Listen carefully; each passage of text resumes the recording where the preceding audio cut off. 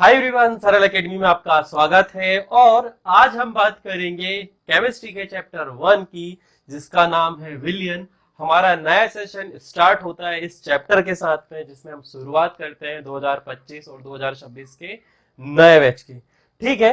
विलियन एक ऐसा चैप्टर है जिसके बारे में आप बहुत कुछ पहले से ही जानते हैं। ठीक है। उदाहरण के लिए सबसे पहले हम ये उठाते हैं कि आप सभी को एक चीज पता है कि पदार्थ कितने प्रकार के होते हैं। ठीक है। अब जिस किसी को भी पदार्थ पता है, फटाफट से कमेंट करो कि पदार्थ कितने प्रकार के होते हैं। ठीक है। मेरे हिसाब से पदार्थ दो प्रकार के होते हैं। पहला शुद्ध अवस्था में और दूसरा अशुद्ध अवस्था में। ठीक है। ध्यान रहे, मैं बहुत बेस से स्टार्ट कर रहा हूं, मगर ऐसा क्लियर करूंगा कि आगे जो सांद्रता के पद हैं, जो भी आपको कैलकुलेशन करनी होगी, वो सब चीजें यहीं से निकल कर आएगी। तो कोई भी यहां से बेस देख के आगे स्किप नहीं करेगा। एक एक चीज हम ध्यान से समझते हुए चलते हैं।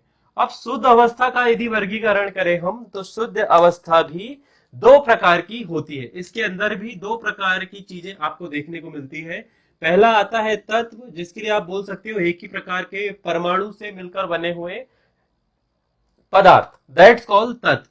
यौगिक, दो या दो से अधिक तत्व या परमाणु का एक निश्चित अनुपात में मिलकर बने हुए कंपाउंड को क्या बोलते हैं? पदार्थ को क्या बोलते हैं? यौगिक। ठीक है। ये हो गया यौगिक। अब अशुद्ध अवस्था में जब हम आते हैं तो हमें एक चीज मिलती है जिसे बोला जाता है मिश्रण। क्या बोलते हैं बेटा हम उसे? मिश्रण। और इसी मिश्रण के अंदर पर हमें दो चीजें देखने को मिलती है। सबसे पहला आता है समांगी मिश्रण और दूसरा आता है असमांगी मिश्रण। ठीक है, या विषमांगी मिश्रण। यहां तक की चेन सभी को पता होगी। ठीक है। अब जिसे नहीं पता, थोड़ी सी दिक्कत है, पर अब पता हो गया होगा। ठीक है। पदार्थ दो प्रकार के होते हैं, शुद्ध और अशुद्ध अवस्था में। शुद्ध वाली अवस्था में तत्व और यौगिक आते हैं। ठीक है। इन सभी की परिभाषा आपको पता होगी। मिश्रण में दो चीजें आती है, पहले समांगी मिश्रण और असमांगी मिश्रण। अब समांगी मिश्रण किसे कहते हैं? दो पदार्थों का ऐसा मिश्रण जिसको हम किसी भी जगह से चेक कर ले, यानी कि जिसके भौतिक गुण समान हो, जिसमें यदि दो अवयवों को आपस में मिलाया जाए तो उनके गुण बिल्कुल पूर्ण रूप से मिल जाए। ठीक है। उदाहरण के लिए समांगी मिश्रण का उदाहरण ये आप देखेंगे। आप यदि पानी और, यानी लिख रहा हूं मैं, पानी और शक्कर को आपस में मिलाते हो और पूर्ण रूप से इसे घोल देते हो और फिर उसका भौतिक गुण चेक करते हो, यानी कि उसे टेस्ट करते हो, तो नीचे वाला हिस्सा या ऊपर वाला हिस्सा या बीच वाला हिस्सा आप कहीं से भी चेक करेंगे, पानी का जो विलयन है, जो मिश्रण है, वह मीठा ही होगा। दैट्स कॉल्ड समांगी मिश्रण। इसी के साथ में यदि हम पानी की जगह शक्कर कर दें, बहुत सारी चीजें हो सकती है। पानी के साथ हम नींबू ले सकते हैं, नींबू पानी ले सकते हैं, पानी के साथ हम दूध ले सकते हैं। ठीक है। उसी प्रकार से असमांगी मिश्रण, दो या दो से अधिक पदार्थों का ऐसा मिश्रण जिसके भौतिक और रासायनिक गुण आपस में मैच नहीं करते हैं, या फिर भौतिक अवस्था में यदि हम उसे देखें, उसे दूर से देखें या पास से देखें, उसमें दोनों अवयव या दो से जितने भी अवयव हमने लिए हैं वह हमें अलग अलग दिखे। उदाहरण इसका होगा कि यदि आप पानी और मिट्टी को आपस में मिलाते हो तो कुछ समय के लिए हो सकता है पानी के साथ मिट्टी मिश्रित हो जाए, पर आप उसे नॉर्मल अवस्था में छोड़ दोगे, एक साधारण रूप में रख दोगे, तो क्या होगा? मिट्टी के जो अणु हैं वो नीचे की ओर बैठ जाएंगे। मतलब हम उसे किसी भी जगह से देखेंगे तो दोनों चीज भिन्न भिन्न हो जाएगी। वो है असामांगी मिश्रण का उदाहरण। ठीक है। यहां तक क्लियर हो गया होगा। समांगी मिश्रण, दो या दो से अधिक पदार्थों का ऐसा मिश्रण जिसके अणु सभी जगह से एक जैसे हो, या जिसका भौतिक अणुओं का भौतिक गुण एक जैसा हो। ठीक है। यहां तक हो गया इसकी बात। अब इसी से निकल के आता है विलयन। ठीक। समांगी मिश्रण से निकल के आता है क्या? विलयन। तो अब आप लिखेंगे परिभाषा। ये एक बेस था। अब हम यहां से स्टार्ट कर रहे हैं क्या? थ्योरी। आपकी हेडिंग रहेगी परिभाषा और आप लिखेंगे विलियन की परिभाषा। तो परिभाषा कुछ इस प्रकार से होगी, दो या दो से अधिक पदार्थों के समांगी मिश्रण को विलयन कहते हैं। यह आएगा आपको 1 नंबर के लिए, विलयन क्या है समझाइए। ठीक है, उदाहरण आप चाहो तो लिख सकते हो। क्या होगा बेटा उदाहरण? पानी और नमक का मिश्रण। ठीक है, ये तो हो गया विलयन की परिभाषा। ठीक है, अब यहां पर दो चीजें निकल कर आती हैं कि विलयन कितने प्रकार के हो सकते हैं और विलयन में कौन कौन सी चीजें होती है। ठीक, तो अभी जब हमने देखा, मान लीजिए हमने यहां पर एक एग्जांपल लिया हुआ है। यहां पर जो ब्लैक डॉट पे आपको दिख रहे हैं, जो ब्लैक डॉट पे आपको दिख रहे हैं, मैं इसे मानता हूं क्या? पानी। ठीक है, ये है हमारा पानी। और जो लाल लाल आपको दिख रहे हैं, जो रेड रेड दिख रहे हैं आपको, ये है हमारा नमक।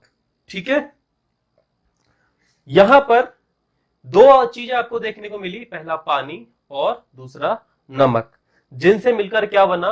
विलियन। ठीक है, अब हम ये कह सकते हैं विलियन में दो चीजें होती है। सबसे पहला वो जो एक अधिक मात्रा में होती है। अब इन चीजों में आप देखो अधिक मात्रा में क्या है, इसमें अधिक मात्रा में है पानी। तो जो विलियन में अधिक मात्रा में होता है, जो विलियन में अधिक मात्रा में होता है, उसे बोला जाता है विलायक। उसे हम क्या बोलते हैं बेटा? विलायक। और जो कम मात्रा में होता है, जो विलयन में कम मात्रा में होता है, उसे बोला जाता है विलय। देखो धीरे धीरे करके चीजें बहुत अच्छे से क्लियर करेंगे और समझते हुए भी चलेंगे। अब यहां पर आपने एक चीज समझ ली कि यहां पर दो चीजें थी, पहला पानी और दूसरा नमक। जो ज्यादा थी वो विलायक, जो कम थी वो नमक, यानी कि विलय।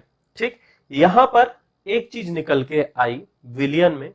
दो चीज हमने ली जिसमें एक चीज की अवस्था द्रव्य थी जबकि दूसरे की अवस्था ठोस थी। ठीक है, अब हम धीरे धीरे एक एक स्टेप आगे बढ़ रहे हैं। ठीक है, यदि प्रश्न आए विलियन किसे कहते हैं और विलियन में कितने घटक होते हैं, तो द आंसर इज दो या दो से अधिक पदार्थों के समांगी मिश्रण को विलियन कहते हैं। उसमें दो घटक होते हैं, पहला विलायक और दूसरा विलय। ठीक, अब अगला प्रश्न जो आपसे होगा कि विलियन कितने प्रकार के होते हैं। ठीक है, विलियन कितने प्रकार के होते हैं? तो आप मुझे सोच के बताओ कि अभी जो हम एनसीईआरटी की बुक पढ़ रहे हैं, मेरा फोकस एनसीईआरटी बुक पर ही होगा क्योंकि अभी जो एग्जाम पेपर आया था वो पूर्ण रूप से एनसीईआरटी बेस्ड ही था, अदर जगह से कोई भी रिसोर्सेज नहीं उठाए गए। ठीक है, तो कितने प्रकार के विलियन हो सकते हैं? ठीक है, तो मैं ये सोचता हूं कि विलियन जो हम सामने से देख सकते हैं, जो हम सामने से देख सकते हैं, उसके हिसाब से सबसे शुरू में अवस्था के हिसाब से हो सकता है कि विलियन की अवस्था कैसी होगी। विलियन की अवस्था यहां पर कैसी है? द्रव्य है। उदाहरण देखो, यदि पानी में आप नमक मिलाओगे तो क्या उसकी अवस्था परिवर्तित होगी? नहीं, वह द्रव्य का द्रव्य ही रहेगा। तो विलियन के प्रकार अब आपकी हेडिंग होगी। अब जब आप ये प्रश्न लिखोगे ना, इसके पहले छोटी सी एक चीज लिख लेना कि विलियन में दो घटक होते हैं। जो विलियन में अधिक मात्रा में होते हैं वो विलायक होते हैं, जो कम मात्रा में होते हैं वो विलय होते हैं। ठीक है, ये लिखेंगे। उसके बाद में आप लिखेंगे विलियन के प्रकार, कि विलियन कितने प्रकार का होता है। ठीक है, तो सबसे पहला आधार जो हमने देखा कि विलियन जिस रूप में हमें दिख रहा है, जिस रूप में हमें दिख रहा है उसके आधार पर हम विलियन को लिख सकते हैं। तो जिस रूप में आप उसे देख रहे हैं वो होती है विलियन की भौतिक अवस्था। तो आप ये लिखेंगे कि भौतिक अवस्था के आधार पर वर्गीकरण, भौतिक अवस्था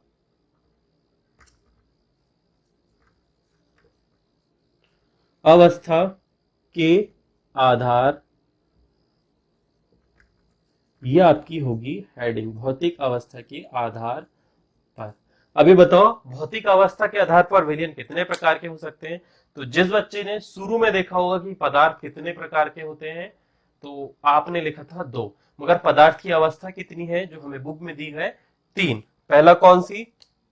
ध्यान से देखना, यहीं पर मैं छोटा सा एक डायग्राम बना रहा हूं।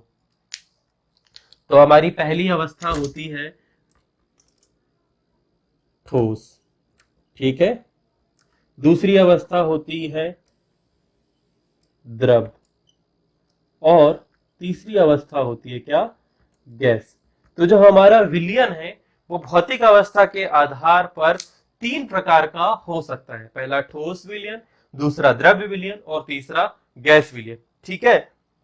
जो आपको दिखे वही विलयन का प्रकार हो सकता है, वही उसकी भौतिक अवस्था होती है। अब यहाँ पे एक चीज जो ऑब्जेक्टिव टाइप प्रश्न में आ सकती है कि विलयन की भौतिक अवस्था किस पर निर्भर करती है? विलयन की भौतिक अवस्था किस पर निर्भर करती है?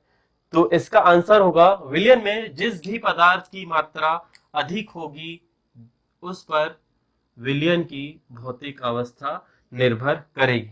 मान लीजिए कोई विलयन ठोस है, तो वह ठोस क्यों होगा? क्योंकि इसमें विलायक की मात्रा अधिक होगी।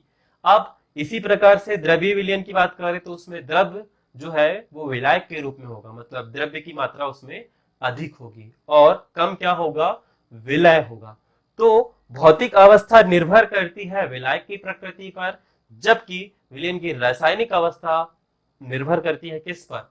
विलय की प्रकृति पर, ठीक है। प्रकृति वर्ड बोला है, अभी प्रकृति के बाद में अणु संख्या भी आएगी जिसे हम बहुत आगे पढ़ेंगे, ठीक है। रासायनिक अवस्था जो है या रासायनिक गुण वो विलय पर निर्भर करते हैं, जबकि भौतिक अवस्था विलायक पर निर्भर करती है। ये है बड़ी ही महत्वपूर्ण बात, ठीक। अब ध्यान से देखो, अब ये तो आपने एक चीज लिख ली। अब यहां पर विलयन में 2 चीजें थी, ठीक है, एक विलायक और एक विलय। तो क्या ऐसा हो सकता है बेटा कि विलयन में विलायक एक हो पर विलय अधिक हो जाए? होता है। उदाहरण, सर पानी नमक तो हो गया, पर कभी कभी जब हमारा पेट खराब हो जाता है, जब हमें पेट दर्द या दस्त होने लगता है, तो हम क्या करते हैं? जब पेट दर्द वाली स्थिति आती है तो हम जाते हैं नींबू पानी की ओर। कुछ लोग नींबू पानी के साथ में पानी, नींबू, शक्कर का प्रयोग करते हैं, कुछ लोग पानी, नींबू और नमक का प्रयोग करते हैं, ठीक है। इट्स डिपेंड कि उन्हें क्या पसंद है। तो अब वहां पर विलायक तो एक है, वहां पर विलायक तो एक है, पर ये विलय जो है वो बढ़ गए। यहां पर एक विलय हमारा और क्या ऐड हो गया? वो हो गया नींबू का रस, या फिर नींबू, नींबू का रस। यहां पर हमारा एक और विलायक ऐड हो गया, ठीक है। इससे निकल कर आती है विलयन का दूसरा प्रकार। इसी से हम कह सकते हैं विलयन का दूसरा प्रकार निकल कर आता है, जिसे कि आप बोलेंगे अवयव। ये क्या होते हैं? अवयव। अवयवों की संख्या के आधार पर, ठीक है। पहली अवस्था जब हमने पढ़ी थी तो हमारे पास में 2 चीजें थी, एक विलय था, एक विलायक था। तो ऐसी अवस्था को या ऐसे विलयन को बोला जाता है द्विआंगी विलयन। क्या बोलते हैं ऐसी अवस्था को? द्विआंगी विलयन। ऐसा विलयन जिसमें एक विलायक और एक विलय मौजूद हो, वो क्या कहलाता है? द्विअंगी विलयन। अब मान लीजिए एक विलायक और 2 विलय, तो हम इसे बोलेंगे त्रिआंगी त्रिआंगी विलयन। अब इसके आगे आप चाहो तो चतुर्थांगी विलयन लिख सकते हो, या फिर विलायक एक हो और विलय की बहुत अधिक मात्रा हो तो आप उसके लिए एक शब्द प्रयोग कर सकते हैं, बहुअंगी विलयन। बहुअंगी विलयन का उदाहरण आप हर रोज सुबह मॉर्निंग में कुछ लोग पीते होंगे, दैट इज चाय। अब चाय में आप जितने चाहे फ्लेवर ऐड कर सकते हो। विलायक, कुछ लोगों के यहाँ दूध होता होगा, कुछ लोगों के यहाँ पानी होता होगा, है ना। अब जब ज्यादा मेहमान आ जाते हैं तो हम पानी की मात्रा बढ़ा देते हैं, दूध की मात्रा कम कर देते हैं, शक्कर, चाय पत्ती, अदरक, बाकी आप जो भी उसमें डालना चाहें वो आपकी इच्छा के अनुसार। ठीक है, तो जिस प्रकार से जो विलियन है हमारा, उसकी प्रकृति निर्भर करती है कितने लोगों को देना है, कौन है स्पेशल है, उसके हिसाब से। ठीक है, तो त्रिअंगी विलियन होता है, बहुअंगी विलियन होता है। उदाहरण आप इसके लिए लिख सकते हैं क्या, नमक और पानी का मिश्रण। इसमें लिख सकते हैं आप पानी, नमक और शक्कर का मिश्रण। इस पे आप लिख सकते हैं पानी, दूध, चाय, शक्कर, अदरक के रस, इन सब चीजों का मिश्रण। मतलब जिसमें विलायक एक हो, बाकी सब चीजें थोड़ी थोड़ी मात्रा में हो, दैट्स कॉल्ड बहुअंगी विलियन। अब देखो, अब एक और चीज एक और चीज जो विलियन में हो सकती है। अभी हमने दो चीज पढ़ ली कि विलियन कैसा दिख रहा है, उसके आधार पर निकाल लिए। दूसरा, उसमें जो जो चीजें मौजूद थी उसके आधार पर निकाल लिए। अब एक और चीज निकल के आती है कि विलायक तो रहेगा, पर विलायक के अलावा जो विलय है उसकी मात्रा कितनी है, उसकी उस विलायक में विलयता कितनी है। ठीक है, उसकी उस विलियन में विलायक के अलावा विलय की मात्रा, और विलय की मात्रा की जब बात आती है तो उसे बोला जाता है सांद्रता। विलायक में जितने विलय के कण होते हैं उसे ही बोला जाता है सांद्रता। तो यहां पर एक और पद निकल कर आता है जिसे आप बोल सकते हैं सांद्रता के आधार पर। सांद्रता, या फिर लिख सकते हैं विलयता के आधार पर। सांद्रता, मैं यहां सांद्रता वर्ड प्रयोग करूं, सांद्रता के आधार पर विलयन कितने प्रकार के हो सकते हैं। ठीक है, सबसे पहले हम एक उदाहरण से समझते हैं। मान लीजिए आपने 1 लीटर पानी लिया और उसमें चुटकी भर, मतलब बहुत अल्प मात्रा में नमक मिला दिया। तो आप क्या कह सकते हैं, नमक की बहुत कम मात्रा है, जबकि हमारे विलयन में विलायक यानी पानी की बहुत ज्यादा मात्रा है। तो ऐसा जो विलयन है वो कहलाता है तनु विलयन। मान लीजिए आपको नमक का पानी बनाना है थोड़ा सा टेस्ट करने के लिए, तो बहुत ज्यादा पानी में आप चुटकी भर नमक मिलाएंगे। तो ये जो उदाहरण है, इस उदाहरण को आप कह सकते हैं तनु विलयन। क्या कह सकते हैं बेटा, ये जो उदाहरण है ये है तनु विलयन। इसकी परिभाषा कुछ इस प्रकार से होगी, ऐसा विलयन जिसमें विलायक की मात्रा अधिक और विलय की मात्रा अपेक्षाकृत बहुत ज्यादा कम हो, वह विलयन कहलाता है तनु विलयन। इसी से निकलकर आता है आगे की ओर सांद्र विलयन। अब मान लीजिए आपने क्या किया, आपको डालना था चुटकी भर नमक, आपने डाल दिया 3 चम्मच, बहुत ज्यादा, मतलब इतना ज्यादा खारा हो गया कि आप उसे टेस्ट ही ना कर पाए। बहुत ज्यादा मात्रा में विलय हो गया, बहुत ज्यादा मात्रा में विलय आपने उसमें मिला दिया, मतलब 1 गिलास पानी था उसमें बहुत सारा नमक मिला दिया। तो ऐसे विलयन को बोला जाता है सांद्र विलयन। ऐसा विलयन जिसमें विलायक के अलावा विलय की मात्रा अपेक्षाकृत बहुत अधिक हो जाए, सांद्र विलयन कहलाता है। ठीक, यहां पर सांद्रता के आधार पर अभी हमने 2 विलयन पढ़ लिए। अब यहां पर जब हमने बात करी थी, तो ये तो एक पदार्थ ठोस था और एक पदार्थ द्रव्य था, मतलब विलायक जो है वो द्रव्य था और विलय जो था वो ठोस था। पर इसके अलावा जब हमें कोई और चीज मिलानी हो, जैसे कि हमें विलयन को द्रव्य अवस्था में हो और उसमें गैस मिलानी हो, क्या मिलानी हो, गैस, तो यहां पर 3 प्रकार के विलयन और निकल के आते हैं, जिसमें आप लिख सकते हैं संतृप्त विलयन, फिर लिखेंगे आप असंतृप्त विलयन, और फिर अगला जो हमारा आता है वो होता है अति संतृप्त विलयन। अति, ध्यान रहे ये वाला जो है, ये वाला जो है ये मुख्य रूप से जब द्रव्यों को गैस में मिलाया जाता है उसके लिए लागू होता है। उसमें संतृप्त विलयन, अति संतृप्त विलयन और असंतृप्त विलयन को लिया जाता है। ठीक है, अब यहां पर जब इनकी बात आए तो दो चीजें मुख्य रूप से आती है। इनमें तो हमने बात किया था ठोस और द्रव्य की, यहाँ पर बात होगी गैसीय विलयन की, द्रव्य में गैस को मिलाएंगे। तो इनमें मिलाने के लिए हमें दो चीजों की आवश्यकता हो सकती है, पहला ताप और दूसरा दाब। अब यहाँ पर हम बात करेंगे सबसे पहले संतृप्त विलयन की। ऐसा विलयन जिसमें ऐसा विलयन जिसमें किसी निश्चित ताप या दाब पर विलय की और अधिक मात्रा नहीं घोली जा सकती, विलय की और अधिक मात्रा नहीं घोली जा सकती, संतृप्त विलयन कहलाता है।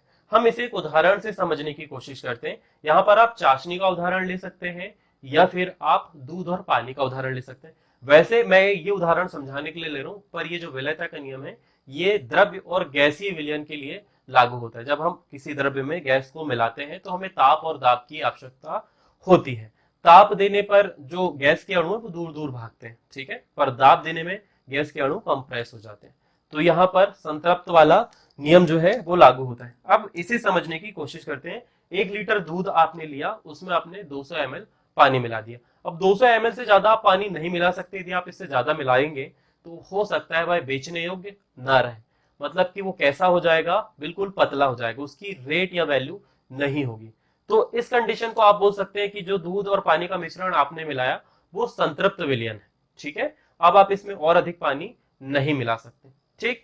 अब बात करें हम असंतृप्त की, तो जो आपने प्योर दूध लिया था, जो आपने प्योर दूध लिया था उसमें जब आपने पानी नहीं मिलाया था, तो जो प्योर दूध था वो कैसा विलयन था, वो एक असंतृप्त पदार्थ था, उसमें छोटी मात्रा में ही पानी मौजूद था। अब मान लीजिए आप उसमें और ऐड करे जा रहे हो, और ऐड करे जा रहे हो, और ऐड करे जा रहे हो। आप चाहे तो 200 ml से भी ज्यादा बढ़ा सकते हो। मतलब किसी पदार्थ में यदि निश्चित ताप और दाब पर विलय की और अधिक मात्रा घोली जा सके, वो होता है असंतृप्त विलयन।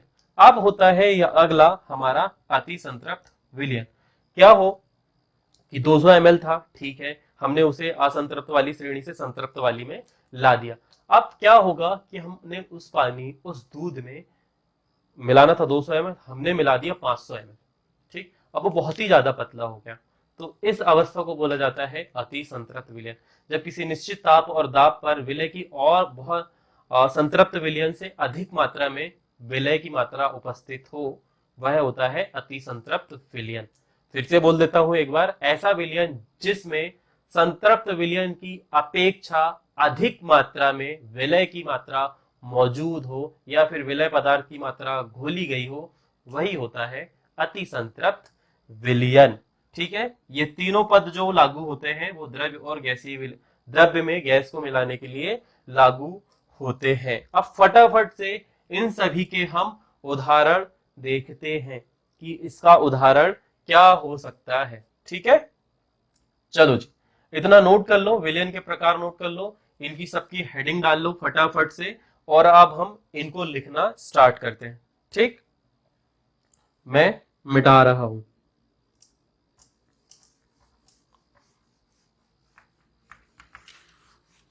अब मुझे बताओ कि क्या आप ये चाहते हो कि थ्योरी में मैं आपको लिख के बताऊं। वैसे तो एक बात बताऊं कि थ्योरी जो है वो आपको नोट्स वाले सेक्शन पे मिल जाएगी। आपको नोट्स के लिए हमें मैसेज करना होगा, हमारा व्हाट्सएप नंबर नीचे डला हुआ है, तो आप वहां से देख सकते हैं कि नोट्स आपको कैसे प्राप्त होंगे। तो विलयन के प्रकार में सबसे पहले आपकी हेडिंग रहेगी क्या, भौतिक अवस्था के आधार पर, ठीक है। पहली हेडिंग आप लिखेंगे भौतिक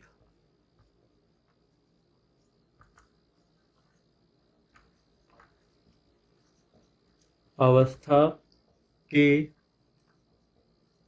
आधार पर। सबसे पहले आपकी जो हेडिंग रहेगी वो रहेगी ठोस विलयन। आपको क्या लिखना है, ठोस ठोस विलयन। जैसे लिखना है वो थ्योरी लिख सकता है।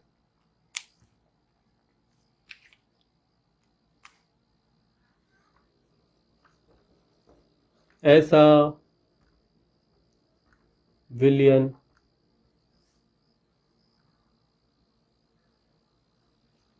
जिसकी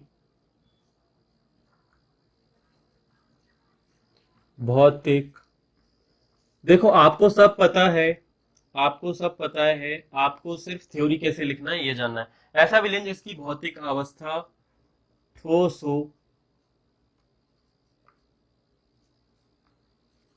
या आप लिख सकते हैं अर्थात विलायक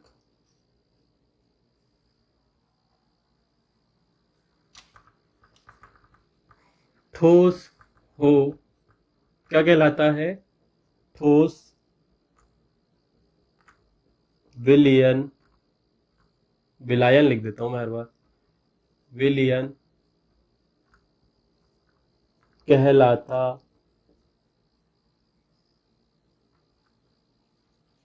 है। ठीक है, अब हम देखेंगे इसके कुछ उदाहरण। हमें क्या देखना है? इसका उदाहरण। तो सबसे पहले आप यहां पर लिखेंगे प्रकार, आपको एक कॉलम बनाना है, यहां पर आप लिखेंगे प्रकार, यहां पर आपका क्या रहेगा? विलायक, और यहां पर आपका रहेगा क्या? विलय, और यहां पर हम देखेंगे क्या? उदाहरण। ठीक है, आपको प्रॉपर ऐसे कॉलम बनाने हैं, और अब हम लिखते हैं सबसे पहला उदाहरण। सबसे पहले हम क्या लिखेंगे? हम पढ़ रहे हैं क्या? ठोस विलयन। हम पढ़ रहे हैं ठोस विलयन। तो सबसे पहले आपका लिखेंगे, आप लिखेंगे ठोस का द्रव्य में, ठोस का द्रव्य में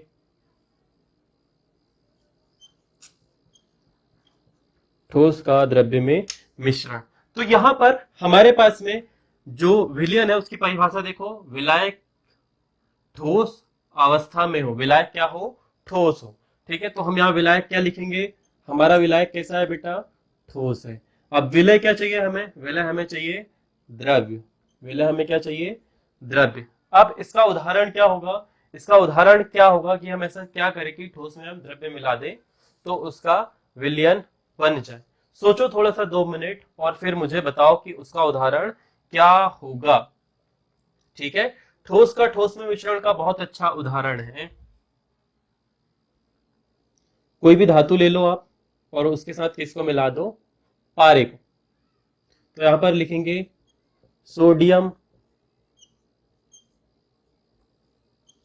और मर्क्यूरी यानी पारा का मिश्रण, जिसे आप क्या बोलते हैं? अमलगित, अगलमित, सॉरी, ये वर्ड वो है जो मुझे लिखने में थोड़ी सी दिक्कत होती है ना? अगलमित बोलते हैं शायद इसे, है ना? अगलगम, द्रव्य और ठोस का मिश्रण, ठोस का ठोस में मिश्रण, ठोस का द्रव्य में मिश्रण। तो हम यहाँ लिख सकते हैं ठोस का द्रव्य में मिश्रण। यहां पर क्या होगा? प्रकार में ठोस का द्रव्य में मिश्रण, द्रव्य का ठोस में मिश्रण होगा। एक्चुअली यहाँ पर आप उल्टा लिख दिया हमने, द्रव्य का ठोस में मिश्रण कुछ इस प्रकार से होगा, द्रव्य का ठोस में मिश्रण, ठोस में हम द्रव्य को मिला रहे हैं। तो सोडियम और पारे का मिश्रण, या फिर कोई भी धातु ले सकते हैं आप, उसके साथ आप किसको मिश्रित कर सकते हैं? Hg को मिश्रित कर सकते हैं। सेम इसी प्रकार से अब हम अगला देखेंगे। हमारा जो विलायक रहेगा वो ठोस रहेगा, और यहां पर आप जो लिखेंगे वो क्या लिखेंगे? आपको लिखना है गैस। यहां पर जो आएगा वो आप लिखेंगे गैस का, गैस का ठोस में मिश्रण। ध्यान रहे बेटा, ये वो चीज है जो बच्चे उदाहरण में भूल जाते हैं। अभी क्या करोगे? आप यहाँ पे लिख तो लोगे, आप यहाँ पे लिख तो लोगे, मगर जो उदाहरण है, जो उदाहरण मैं आपको बता रहा हूं, ये बाद में आपसे हो जाएंगे मिक्स। जैसे कि यहाँ पर हमने क्या लिखा है? द्रव्य का ठोस में मिश्रण। ठीक है, जब आप ठोस और द्रव्य का मिश्रण आगे बनाओगे तो आपके साथ में हो जाएगी मिक्सचर मसाला। इसके साथ में आपको क्या हो जाएगी? मिक्सचर मसाला। तो आप भूल जाओगे। अब गैस का ठोस में मिश्रण, इसका उदाहरण है पीडी। पीडी कैसी होती है? धातु, प्लेडियम में H2 का मिश्रण। अब ध्यान रहे, यहां पर से आगे हम जब भी रिएक्शन पढ़ेंगे, जब भी हमें हाइड्रोजनन कराना होगा, क्या कराना होगा? हाइड्रोजनन। तो वहां पर हमें उत्प्रेरक देखना, ध्यान से देखना, जब भी हम हाइड्रोजनन वाली प्रक्रिया प्रारंभ करेंगे तो हमें उत्प्रेरक के रूप में पीडी लेना पड़ेगा, क्योंकि क्या होगा? पीडी जो है वो हाइड्रोजन को वायुमंडल से खींच लेता है, और बाकी का जो हमारा विलयन उसमें छोड़ देता है। तो पीडी में हाइड्रोजन का मिश्रण जो है वो कैसा है, ठोस गैस में ठोस का मिश्रण। अब जो है ठोस में ठोस का मिश्रण जो हमारा बचा है क्या, लास्ट, ठोस में ठोस का मिश्रण। ये उदाहरण आपको लिखने पड़ेंगे। ये उदाहरण जब आप लिखोगे तो आपको पता चलेगा विलयन की प्रकृति कैसी है और कौन सा सांद्रता का पद किस पर लागू होता है। यहाँ पर दोनों चीजें हमारी ठोस है। अब बताओ इसके लिए किसका उदाहरण लिख लूं, इसके लिए तो आप मुझे बताओगे कि कौन सा उदाहरण फिट होगा। ऐसी कौन सी चीज है जो ठोस है और उसमें ऑलरेडी हम ठोस मिला सकते हैं। तो बहुत सारी चीज है, आप जितनी भी मिश्र धातुएं हैं हो सकता है उसमें लिख सकते हैं, जैसे सोना और चांदी का मिश्रण, सोना और चांदी से मिलकर बनी हुई धातुएं। तो फटाफट से सबसे पहले ठोस विलयन का उदाहरण यहां पर नोट करो। इसके बाद में मैं विलायक की प्रकृति चेंज करूंगा और हम जो आगे पढ़ेंगे, हमने विलायन लिख दिया, यहां पर आएगा विलयन। ठीक है, थोड़ी बहुत मिस्टेक जो होगी वो आपको देखनी पड़ेगी बेटा। नाउ मैं इसे मिटाता हूं और अब हम आगे की चीजें पढ़ेंगे। तो जो आप मिलाएंगे वो यहाँ पर कुछ चीजें मिलाएंगे, द्रव्य का ठोस में विलयन। तो अब हम यहाँ पर कर देते हैं कुछ चीजें जो एज इट इज ऐसी की ऐसी रहेगी। मेरे लिए तो एज इट इज रहेगी, आपके लिए फिर से आपको बनानी है। जो मिटाना होगा वो होगा क्या, हमारा उदाहरण। अब यहाँ पर ठोस के बाद में हम बात करते हैं किसी द्रवीय विलयन की। हमारा जो विलयन है वो कैसा रहेगा, द्रवीय विलयन रहेगा। विलयन जो है वो कैसा रहेगा, द्रव द्रव्य विलयन। ऐसा विलयन जिसकी भौतिक अवस्था कैसी हो, द्रव्य हो, अर्थात जिसमें विलायक कैसा हो, द्रव्य हो। और ऐसा विलयन क्या विलयन कौन सा विलयन कहलाता है, द्रव्य विलयन कहलाता है। तो मुझे तो मेरे लिए तो बहुत आसान था। अब आप देखो आप कैसे करोगे। तो सबसे पहले अब जो हमारा यहाँ मिटेगा, एक और चीज मिटेगी, वो मिटेगी क्या, ये। तो द्रव्य का द्रव्य में मिश्रण। तो फटाक से मुझे उदाहरण में एग्जांपल लिख के बताओ क्या आएगा, द्रव्य गैस का द्रव्य में मिश्रण, इसका भी उदाहरण लिख के बताओगे। और द्रव्य का ठोस का द्रव्य में मिश्रण, ये सारी चीजें आपके आसपास मौजूद है। तो द्रव्य का द्रव्य में मिश्रण बताओ क्या होगा, द्रव्य में द्रव्य का मिश्रण आपके पास बहुत सारी चीजें हैं, जैसे नींबू पानी, नींबू और पानी का मिश्रण, दूध और पानी का मिश्रण। तो ये जो उदाहरण है, ये जो उदाहरण है ये आप लिख सकते हो किसके लिए, ये जो उदाहरण है आप लिख सकते हो किसके लिए, द्रव्य और द्रव्य के मिश्रण के लिए। तो आप यहां लिख सकते हैं पानी और दूध का मिश्रण, जिसे आप रोज चाय बनाकर पीते हो। द्रव्य का गैस में मिश्रण, तो आप ये लिख सकते हो पानी में घुली हुई ऑक्सीजन यानी कि O2। और ठोस और द्रव्य, ठोस में द्रव्य का मिश्रण, तो यहां पर आप लिख सकते हो ठोस में द्रव्य का मिश्रण। तो आप ये लिख सकते हो क्या, यहां पर जो हमारा उदाहरण आएगा, पानी और शक्कर का मिश्रण। तो ये हो गया उदाहरण। ठीक है, ये हो गया इसका उदाहरण। अब फटाफट से इसे भी हम मिटा देते हैं और आगे बढ़ते हैं, जो कि है हमारा क्या, गैसीय विलयन। ये उदाहरण याद रखना, इन उदाहरणों से ऑब्जेक्टिव बनते हैं। इन्हें गैसीय विलयन कहा जाता है, गैस विलयन या गैसीय विलयन, द्रव्य विलयन या द्रवीय विलयन। ठीक है, मैं गैस विलयन लिख रहा हूं, गैसीय विलयन। अब मैं यहां से भौतिक अवस्था कैसी हो, गैस हो, और विलायक कैसा हो, गैस हो। तो ऐसे विलयन को कैसा विलयन बोलते हैं, गैसीय विलयन बोलते हैं। सभी में ठोस विलयन या ठोसीय विलयन, गैस द्रव्य विलयन या द्रव्य विलयन आप लिख सकते हो। ठीक है, तो अब आगे लिखते हैं। ये देखो यहां मैंने क्या लिख दिया था, यहां पर आएगा में। अब यहां पर हमें सब कुछ चेंज करना है, यहां पर हमें चेंज करना है। यहां पर हमारा विलायक क्या होगा बेटा, गैस। पहले वाले में द्रव्य लिख लेना सभी जगह, यहां पर हम गैस डाल रहे हैं, यहां पर भी हम गैस डाल रहे हैं। अब द्रव्य का गैस में मिश्रण, यहां पर भी गैस का गैस में मिश्रण, और यहां पर भी होगा ठोस में गैस का मिश्रण। उदाहरण देखो फटाफट से, क्या होगा मुझे बताओ। द्रव्य में गैस का मिश्रण, गर्मी के सीजन चालू है, ये वाला मिश्रण हर किसी को पता है, ठीक है। तो द्रव्य में गैस का मिश्रण, इसका उदाहरण आता है, फट से कमेंट करके बताओ इसका उदाहरण क्या आएगा।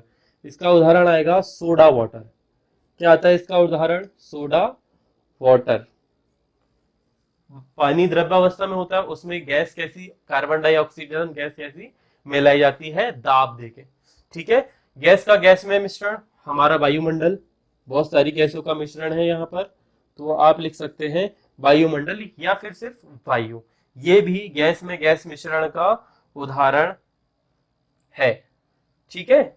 यहाँ पर ये भी इसका उदाहरण है, गैस में गैस का मिश्रण, वायु, ऑक्सीजन या वायुमंडल। गैस में द्रव्य का मिश्रण सोडा वाटर भी हो सकता है, या फिर आप लिख सकते हैं क्लोरोफॉर्म में नाइट्रोजन का मिश्रण, क्योंकि क्लोरोफॉर्म जो है वो ऑक्सीजन के साथ अभिक्रिया कर सकते हैं, तो सोडा वाटर भी आएगा क्लोरोफॉर्म के साथ में जो है नाइट्रोजन का मिश्रण। यहां पर भी लिख सकते हैं आप CHCl3 के साथ में आप लिख सकते हैं नाइट्रोजन का मिश्रण। ये भी एक उदाहरण है जो कि आप यहां पर अप्लाई कर सकते हैं। अब जो हमारा आगे बचा है ठोस में गैस का मिश्रण। ठोस में गैस का मिश्रण आता है कपूर और नाइट्रोजन का मिश्रण। जो कपूर है वो खुले में रखने पर उड़ जाती है, इसलिए उसे नाइट्रोजन के साथ में रखा जाता है। कपूर और नाइट्रोजन का मिश्रण, फटाफट से ये सारी चीजें आप नोट करेंगे और हम आगे बढ़ेंगे। अब कुछ ऑब्जेक्टिव ऐसे हैं जो यहां से निकलकर बनते हैं। प्लेडियम के बारे में जो हमने पढ़ा था कि ठोस का गैस में मिश्रण, प्लेडियम अपने से अधिक मात्रा में हाइड्रोजन को अवशोषित करके रख लेता है। तो आपसे ऑब्जेक्टिव टाइप में आ सकता है कि ऐसी कौन सी धातु है जो अपने अंदर हाइड्रोजन को अवशोषित कर लेती है, तो आप लिखेंगे पीडी। आपका क्या आंसर होगा? पीडी। यह जो है अपने आयतन से लगभग 900 गुना, अपने आयतन से लगभग 900 गुना हाइड्रोजन को अपने अंदर अवशोषित करके रखती है। कौन? प्लेडियम, ठीक है। और जब पारे को किसी धातु के साथ मिलाया जाता है तो वह एक अलग सा मिश्रण देता है, पाउडर के जैसे एल्यूमिनियम, और जब भी पारे को साथ में मिलाया जाता है ना तो वो अमलगम बना देता है, ठीक है। तो वह भी एक तरह का क्या है? विलियन है। क्या बोल सकते हो आप उसे? विलियन, क्योंकि वो एक तरह का यौगिक नहीं बना, वह लोग साथ में रहते हैं पर एक नया उत्पाद नहीं बनाते। तो ये हो गया भौतिक अवस्था के आधार पर, ठीक है। सारे उदाहरण आपने देख लिए। अब यही उदाहरण क्या है, यही उदाहरण हम फटाफट से कवर करते हैं, और ये उदाहरण के बाद में ये वीडियो हो जाएगा समाप्त। मेरी कोशिश थी कि 30 मिनट का वीडियो बने, उससे ज्यादा ये ना बने, क्योंकि उससे ज्यादा आप देख भी नहीं पाओगे। तो भौतिक अवस्था हो गई खत्म। भौतिक अवस्था के बाद पे हम क्या बोल सकते हैं? अवयवों की संख्या के आधार पर। किसके आधार पर? अवयवों की संख्या के आधार पर। दूसरी हेडिंग जो आपकी रहेगी वो रहेगी, 2 लिखिए, अवयवों की संख्या के आधार पर। अवयवों की संख्या के आधार पर सबसे पहला आप लिखेंगे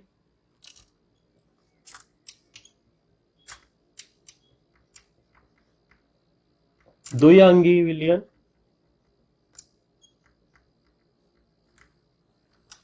इसकी परिभाषा, द्विअंगी विलयन की परिभाषा आप सभी को पता होगी। ऐसा विलयन जिसमें एक विलायक और एक विलय हो। ऐसा विलयन जिसमें एक विलायक और एक विलय हो, द्विअंगी विलयन कहलाता है। उदाहरण आपके सामने है, नमक और पानी। जो भी उदाहरण आपको बेस्ट लगे, यू हैव टू राइट। जरूरी नहीं कि जो मैं बता रहा हूं वही सही हो। आपके आसपास विलियन चैप्टर से रिलेटेड हजारों एग्जांपल मौजूद हैं, आपको सिर्फ फील करना है और समझना है। नमक और पानी का मिश्रण आप सभी को पता है। अब यहां पर बात करते हैं हम दूसरा विलियन हमारा क्या होगा। नीला वाला पेन इट्स शहीद नाउ, हम लिखते हैं त्रिअंगी विलियन। क्या होगा हमारा त्रिअंगी विलियन। सेम परिभाषा, सेम सब कुछ, सिर्फ हमें क्या करना है, जिसमें ऐसा विलियन जिसमें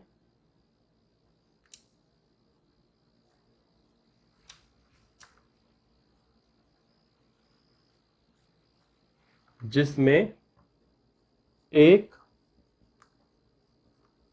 विलायक और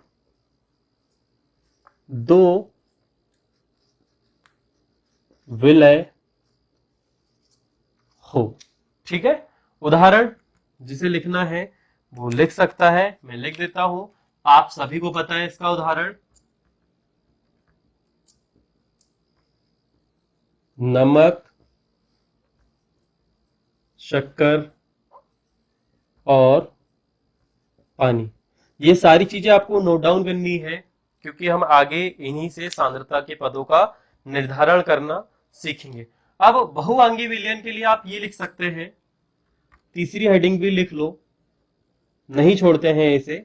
ठीक है, थोड़ा सा पक्का बनो, बोर नहीं होने का है। बहुअंगी विलयन की परिभाषा यदि लिखना है तो ऐसा विलयन जिसमें एक विलायक और एक से अधिक मात्रा में विलय हो या बहुत अधिक मात्रा में विलय हो, वह होता है कौन सा, बहुअंगी विलयन। उदाहरण आप लिख सकते हैं जो भी आपके आसपास में मौजूद है, पानी, दूध, शक्कर, चाय, अदरक के रस का मिश्रण, बहुत सारी चीजें आपके पास में है। जितनी भी मेडिसिन आप देखते हो, कफ सिरप वगैरह देखते हो, ये सब सारे कौन से, बहुअंगी विलयन के उदाहरण है। कुछ ना कुछ अधिक मात्रा में इनमें उपस्थित रहता है और कुछ ना कुछ कम मात्रा में इसमें उपस्थित होता ही होता है। ठीक है, तो अवयवों की संख्या के आधार पर भी हमने पढ़ लिया, फटाफट से नोट कर लो। बहुअंगी विलयन की परिभाषा मैंने जस्ट बोली है, उदाहरण मैंने यहाँ पर लिख दिया है। अब आगे बढ़ते हैं, समय का अभाव है, आगे बढ़ते हैं और हम पढ़ते हैं किस पर, हम बढ़ते हैं विलयता या सांद्रता के आधार पर विलयन।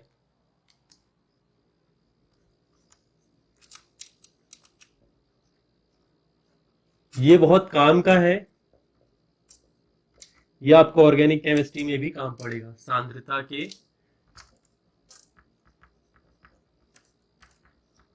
आधार पर, ठीक है, ग्रीन इंक जवाब दे चुकी है, विलयता के आधार पर या सांद्रता के आधार पर विलयन। चलो, firstly we have on the note that is तनु विलयन,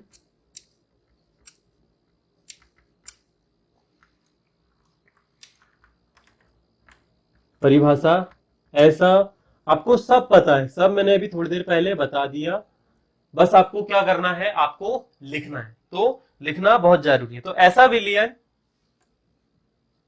जिसमें विलायक, ऐसा या ऐसे भी लिख सकते हैं, ऐसा विलयन जिसमें जिसमें ज्यादा लंबी परिभाषा नहीं लिखते हैं, विलय की मात्रा बहुत कम हो, विलय की मात्रा बहुत कम हो, तनु विलयन कहलाता है। ठीक है, ऐसा विलयन जिसमें विलय की मात्रा बहुत कम हो, तनु विलयन कहलाता है। ठीक है, उदाहरण आप चाहो तो लिख सकते हो, बहुत सारे पानी में थोड़ी सी मात्रा में नमक, या फिर समुद्र की में पाई जाने वाली अशुद्धियां, ठीक है, या फिर वायुमंडल में उपस्थित छोटी मोटी गैसें। यह एक तरह के तनु विलयन के उदाहरण है, जरूरी थोड़ा ना गैसीय अवस्था में हो। अब आते हैं सांद्र विलयन। कौन सा विलयन, सांद्र विलयन आप लिखेंगे, यहां पर आएंगे आप और आपको लिखना है सांद्र विलयन। ये हो गया आपका सांद्र विलयन। सेम ऐसे ही रहेगा यहां से, ऐसा विलयन जिसमें विलय की मात्रा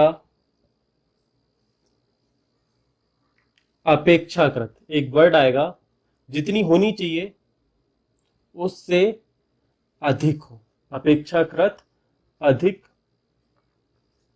हो, सांद्र विलयन कहलाता है। ठीक है, उदाहरण के लिए आपको शक्कर और पानी का एक मिश्रण बनाना था, तो आपने क्या किया, पानी लिया और उसमें बहुत अधिक मात्रा में शक्कर घोल दी, मतलब बहुत ही ज्यादा मीठा कर दिया, जो घोल है बिल्कुल चाशनी बन गया।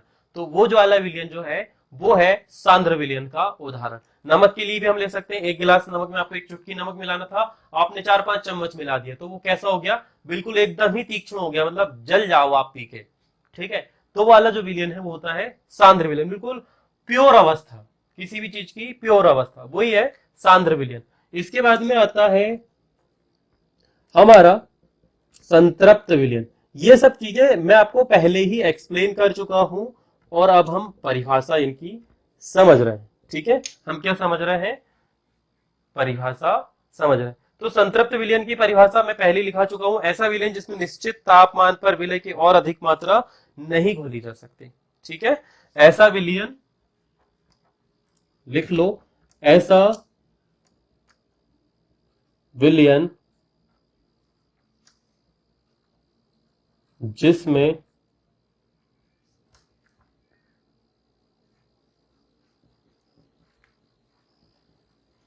निश्चित ताप पर विलय की और अधिक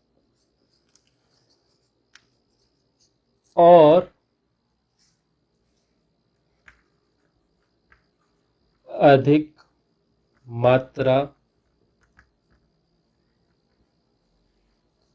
नहीं